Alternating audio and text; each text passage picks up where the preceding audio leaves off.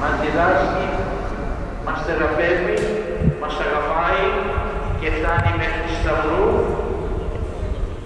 για να μπορέσει να σώσει το ανθρώπινο γένος.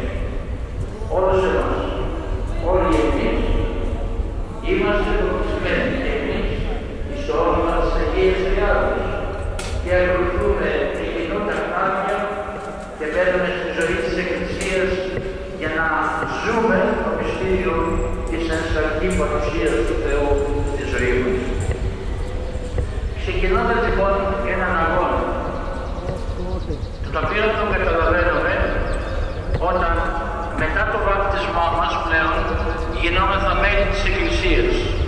Η Εκκλησία δεν είναι οικίκαιος έτσι. Είναι θεμελιωμένη από τον Κύριό μας Ιησού Χριστό. Και εκείνος κάνει την αρχή από σήμερα. Μετά το βάπτισμα, τι κάνει? Πηγαίνει στην έρημο για να πειραστεί από τον διαβόλο. Πηγαίνει στην έρημο για να ζήσει ως άνθρωπος πειραζόμενος από τον διάβολο, γιατί έτσι κατανοεί όλους εμάς ο διάβολος ως πρόσωπο, το οποίο δεν βλέπουμε βέβαια, ως πρόσωπο αυτό και εξών εκπονητικά πειράζει, ενοχλεί και δεν αφήνει τον άνθρωπο να ακολουθήσει εύκολα τον νόμο και τον λόγο του Θεού. Βάζει εμπόδια, βάζει ερωτήματα, βάζει διάφορα μέσα στο μυαλό των ανθρώπων, από το σημείο να είναι ομαλά αυτά τα οποία σκέφτεται ο άνθρωπος στον μοιρασμό του, μέχρι να τον φέρει σε απόγνωση και να τον τελειώσει και να τον ρίξει πλέον στην απεσιοδοξία και στην απέτυχη κατάσταση της ζωής του. Ο Θεός όμως είναι η δύναμη, είναι η σοφία, είναι η ειρήνη, είναι η αγάπη, είναι η δικαιοσύνη και εμείς ακολουθούμε βαπτισμένοι στο όνομα της Αγίας Θεάς, κάτω από τις σκέψεις και τις ευλογίες του Θεού, ακολουθούμε εκείνον για τη σωτηρία της ψυχής. Ας ακολουθήσουμε λοιπόν και σήμερα τα γράμματα όλα αυτά τα οποία οι πατέρες έγραψαν για την ημέρα αυτή, πολύ ωραία,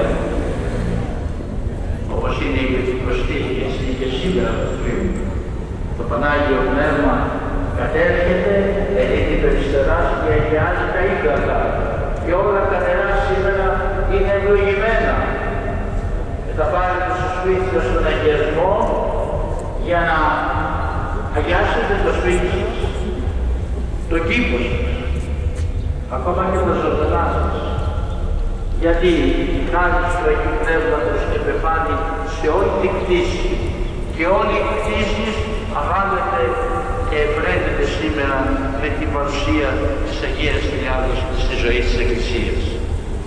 Θα το πάρουμε λοιπόν το αγίασμα, τον αγιασμό, να αγιάσουμε και μέχρι το βράδυ να έχουμε καταλύσει.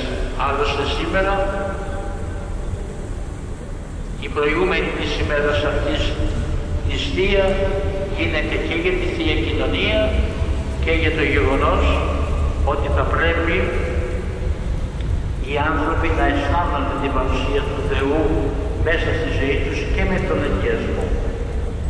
Άρα μπορούμε να πούμε ότι πλην του μεγάλου μυστηρίου και της δωρεάς που μας δίνει ο Θεός με το σώμα και το αίμα Του, έχουμε επίσης και τη δωρεά του μεγάλου αγιασμού για σήμερα και για κάθε φορά που ο άνθρωπος έχει ανάγκη και έρχεται στον πνευματικό του, στον ιερέα και του ζητά να πιει λίγο μεγάλο αγιασμό που μόνον η Εκκλησία κατέχει και βαστά όλο τον χρόνο. Αυτό σημαίνει ότι ο αγιασμός ο μεγάλος είναι μυστήριο, είναι αγιασμός.